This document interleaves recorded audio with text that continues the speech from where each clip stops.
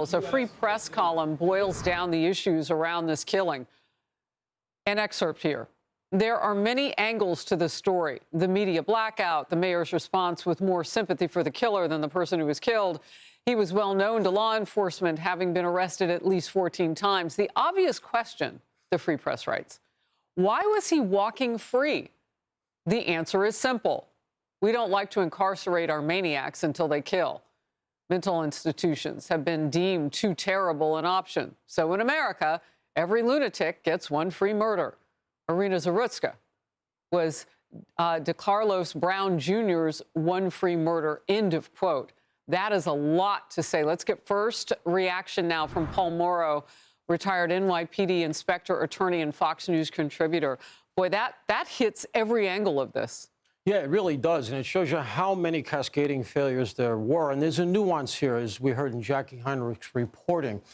One of his recent arrests was for abuse of the 911 system after the police went there to do a welfare check. Now, the police don't make that arrest 99 times out of 100. I can guarantee you the only reason the cops made that arrest was they went to do a welfare check and they saw that he was acting out, that he was having some kind of a psychotic episode. They only did that to take him, to get him into the system. That was an attempt by them to say, you know what, this is a guy that we can't leave out here. I can guarantee you that's what happened. So when they go there, they take him, they get him in, and what happens? The same revolving door. And then you have the mayor saying, we need more of a safety net. You're the mayor. Isn't that your job? Well, if she doesn't know that, somebody should replace her rather immediately, because the citizens in her city are expressing to Fox News, and I'm certain others, that they are living in fear right now. The randomness of this. And the people living among us who obviously would need help, but can still kill. They want accountability now, and they want to be made to feel safe. So she's got a big job. If she can't do it, she can step down, I guess. Look, I wanted to show you this yesterday, and now we have the video clipped and ready to go. It shows the suspect walking around the train after having stabbed young Irina. And the reason I wanted you to see it, look at the floor. That's her DNA. Yeah. He is walking her DNA around the train. He's taking bloody evidence everywhere he goes. Now, you see the guy in the beige shorts, and he kind of, yeah, he brushed up against either his leg or his foot. I mean, I think by the grace of God, we're looking at a situation, Paul, and you've been around a lot of suspects, that could have been worse. I mean, he is something else. He makes eye contact after doing what he just did with another person, probably a woman. That's always the dirty little secret of this. And remember, Jordan Neely was going for a woman and her baby when Daniel Penny jumped up and interfered.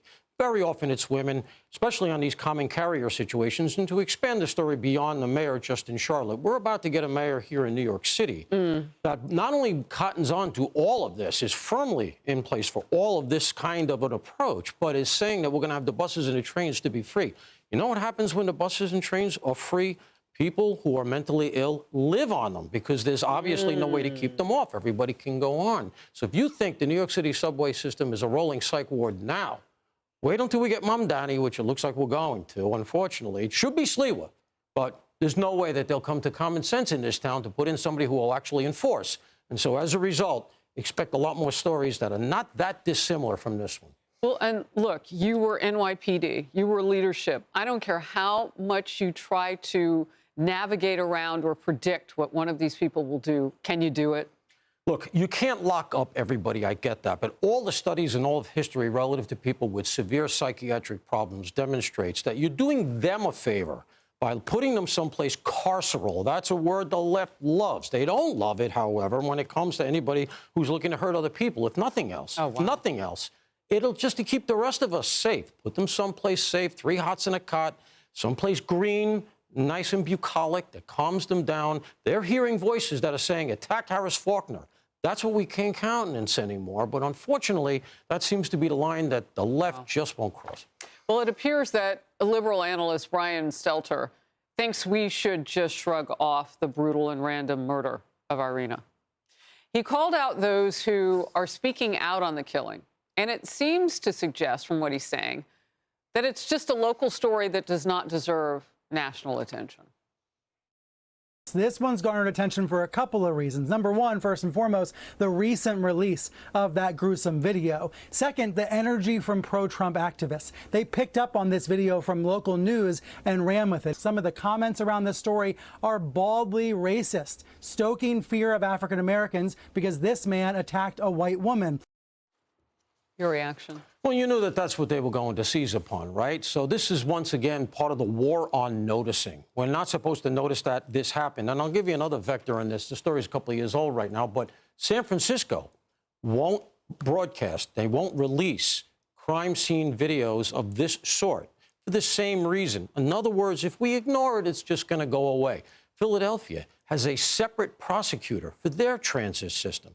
The transit systems are the lifebloods of these cities. And you know what? One of the reasons that New York City looks as lousy as it does with all these storefronts boarded up, et cetera, is because women are afraid to take the subway, especially late at night. When I was growing up here, women worked till 1, 2, 4 in the morning, getting out of the clubs, the bars, et cetera. They won't do it anymore because they can't get on the subway at 3 in the morning. They're terrified, and they can't afford an Uber. So what happens? Everything in New York City now closes at 10 o'clock. We are no longer the city that doesn't sleep, and it's because of exactly this. All right, let's get to this. A suspect in the second assassination attempt on President Trump is in federal court right now. It's day 2 of jury selection in the trial of Ryan Routh, and prosecutors say he was trying to kill President Trump on a Florida golf course last September. Police arrested Routh after Secret Service agents say they spotted him hiding with a rifle in the bushes. They say he had been camped out there for 12 hours. Routh, who's representing himself. So this part of it has made pretty big news, because what's that going to be like? He started jury selection with a bizarre line of questioning for prospective jurors. He was asking potential jurors about their views on Gaza, Greenland, and what would they do if they saw a turtle in the middle of the road?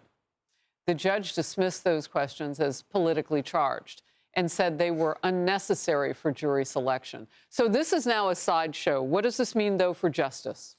Well, I think he's taking it as a fait accompli that they have him. I mean, they found him with this stuff. Apparently, he made some incriminating statements. What he's doing is he wants a show trial. But if he shows that he's incompetent enough or you know, mentally incapable of really having defended himself, the judge has said she has a court-appointed team standing by. Don't you just trigger that to avoid him winning on appeal, or what do you think? I mean, that's a fine line, because he does have the right to represent himself, but he has, that's pro se they call it, but he has a court-appointed lawyer next to him to help him procedurally and to try to keep him coloring within the lines. Understand that Routh himself has not made any kind of an application to say, you know what, I'm not guilty by reason of insanity. That's true. So it's going to be tried. The thing I think that's interesting about this case, and I want to be clear, I've never bought into any of the conspiracy theories about the attempt on Donald Trump's life in Butler. That kid crooks, in my estimation, acted alone. This guy, there's a lot of red flags. I'm not alleging a conspiracy, but I'd like to have some answers on how a guy that was found and reported to our 3-letter agencies in theater in a conflict zone, Ukraine, who was mixed up with the Afghans. He's trying to get them to fight in Ukraine. How it is that he came back into the country, he wasn't scraped hard at the border. Nobody kept an eye on him. He's got like dozens of phones. He's mixed up with all sorts of stuff. Now, maybe they did keep an eye. You can't babysit him forever.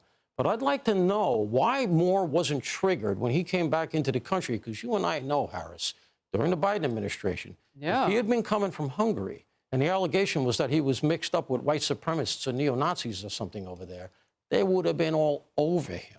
And I don't get the impression that that is what happened. I picked up that term. Routh wasn't scraped hard at the border. You're right. I mean, the Biden administration wasn't scraping anybody hard unless they fit the narratives that they were putting together.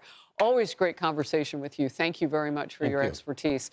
Hey, everyone. I'm Emily Campagno. Catch me and my co-hosts Harris Faulkner and Kaylee McEnany on Outnumbered every weekday at 12 p.m. Eastern, or set your DVR.